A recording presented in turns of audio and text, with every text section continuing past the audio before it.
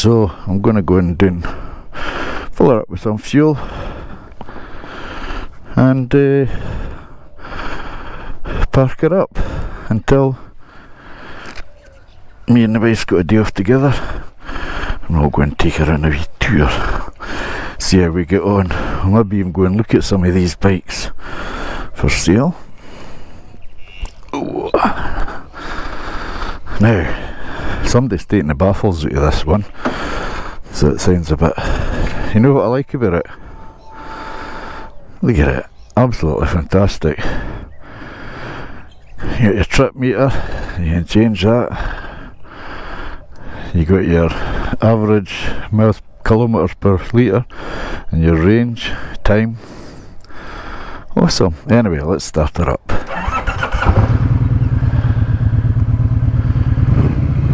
Yeah, these switches were a bit sticky, so I put some WD-40 in. Working so much easier now. So it takes a lot of getting used to being back on a cruiser, which is lovely. Forgetting I just put new brakes on. Glad I pumped them. I remember I done, what bike was it, the Boulevard, when I had it. I put new brake pads in, and you know they're not very good when you first put them in. Anyway, I'd put them in, and when I'd finished I hadn't pumped up the brakes. So I came out the driveway down the hill, went to pull the brakes on, nothing, absolutely nothing, and I just about shit myself. I thought, oh no, this is it. However, I managed to pump the brake pedal, foot pedal and hand pedal quick enough just to get some brakes, so it wasn't too bad. It's got a nice sound to this bike, but with the baffles out, it is a bit rough. I just love how you can low revs. Look at that. What a machine. Anyway, upwards and onwards, down for some fuel.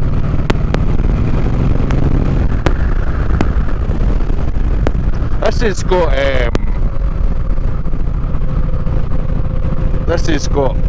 it's like 5 gears.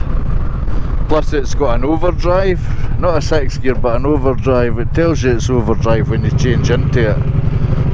You'll see it in the dashboard there. It's in second, third, fourth, fifth. Oh, that's overdrive, it's not showing it yet. There we go, overdrive. So that's just like a 6 gear really. Oh well, the lights are with us for a change at the moment. Ah, we made it.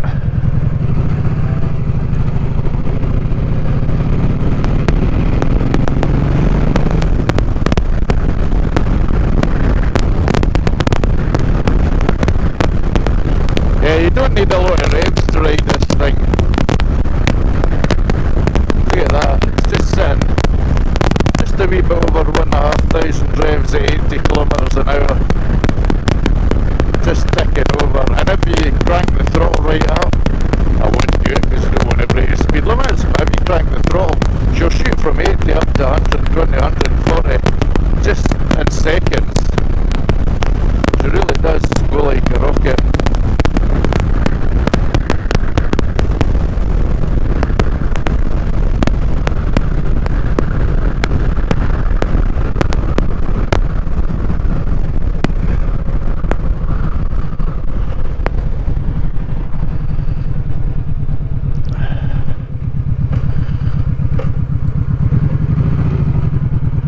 Pull away, second gear easy, just chugs round that corner.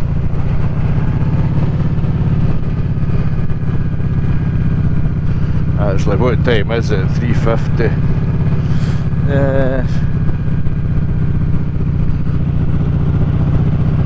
You know what, I'm just going to head up to Woolies. I'll get fuel later, I think.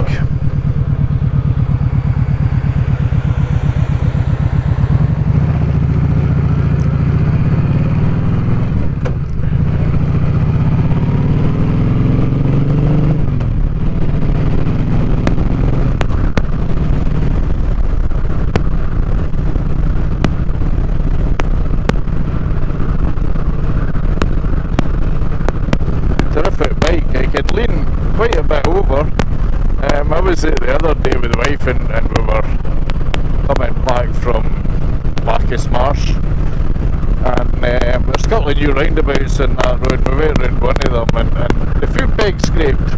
I couldn't believe it. I blamed it on her weight. But yeah, it scraped, but it was right over. I mean, yeah. And I was going quite fast round the corner. Because I just sort of trying to put her through her paces, you know.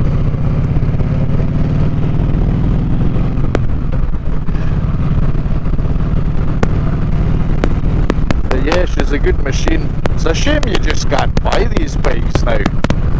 Bloody annoying. Because these things are quite cheap. They're not that expensive, nowhere near as expensive as a Harley or an Indian.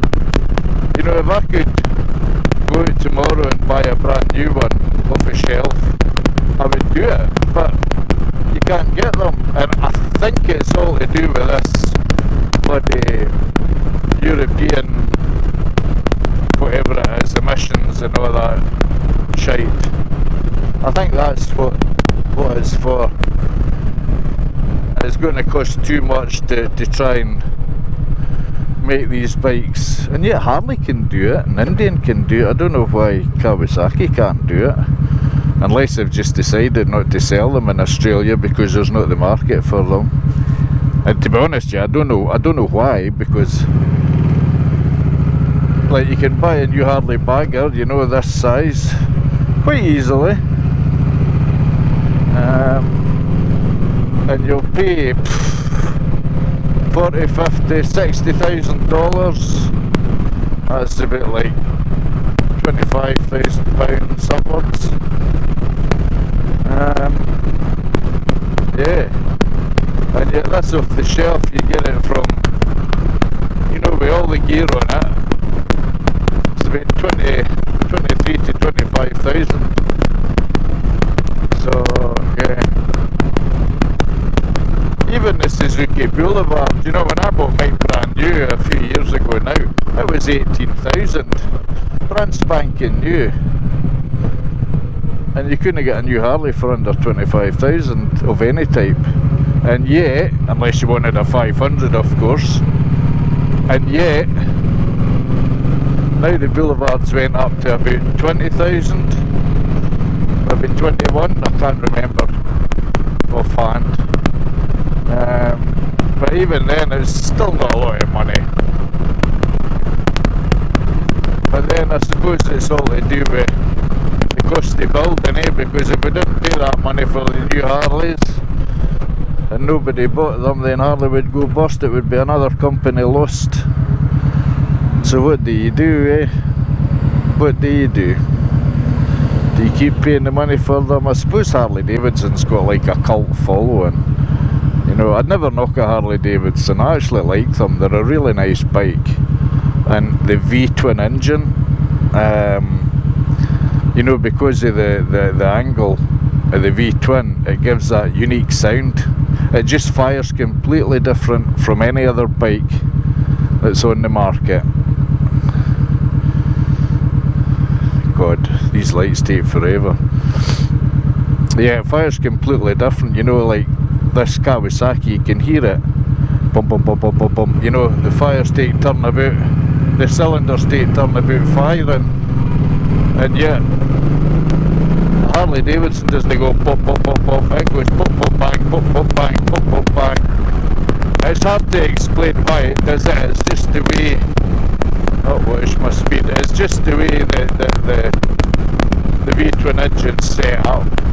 In fact, I think years ago Harley Davidson tried to copyright that unique sound that their bikes make, because they're the only company that make a V-twin engine with these characteristics, you know, with that degrees of an angle. But yeah, the authorities weren't having it, you know. So, yeah, so anybody could make an engine the same as Harley Davidson to fire the same way and give it that unique roughness. But on the other hand, that's what Harley Davidson like, isn't it? I mean, people that buy them buy it for the look and for that V-twin sound that you don't get with any other bike. I mean, listen to this. This is beautiful, but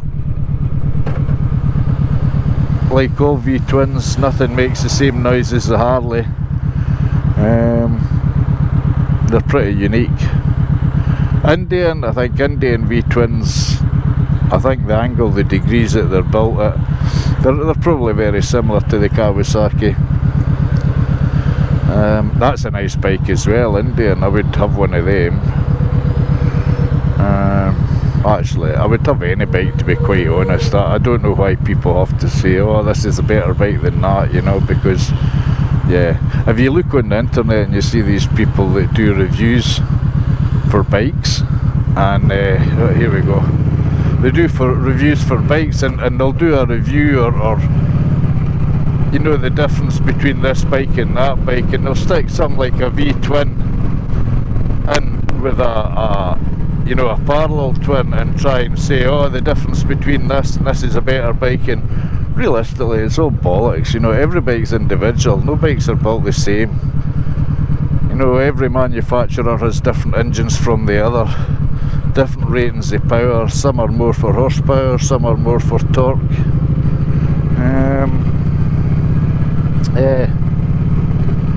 So I'm not against any bike. I don't dislike any bike. I like them all, probably except for Chinese.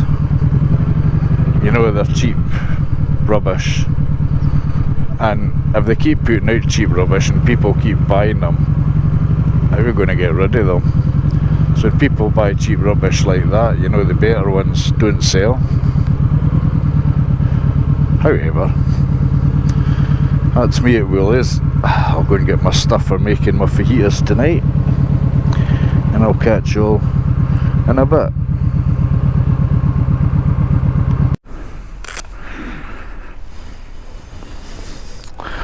Well, it's the shopping done.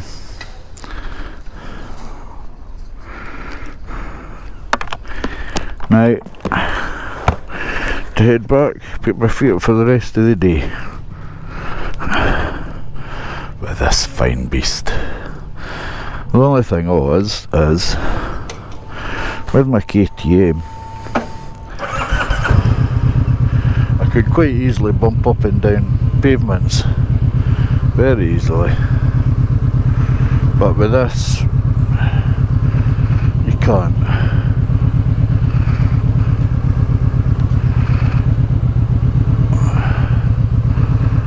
So you just have to go down the slopes.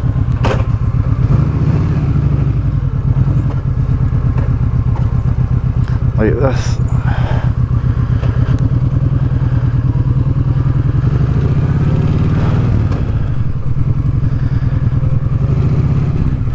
Get a terrible rattle on this from the side when you rev it, accelerate.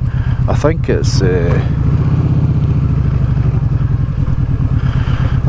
whoever took the baffle out, cut it out. It's like there's something loose still in there.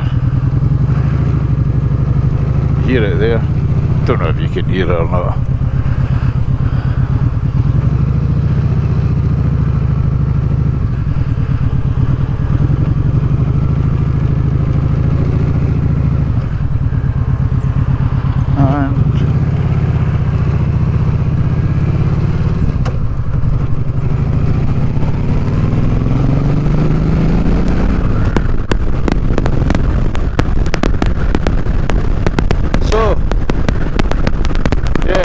Bike this.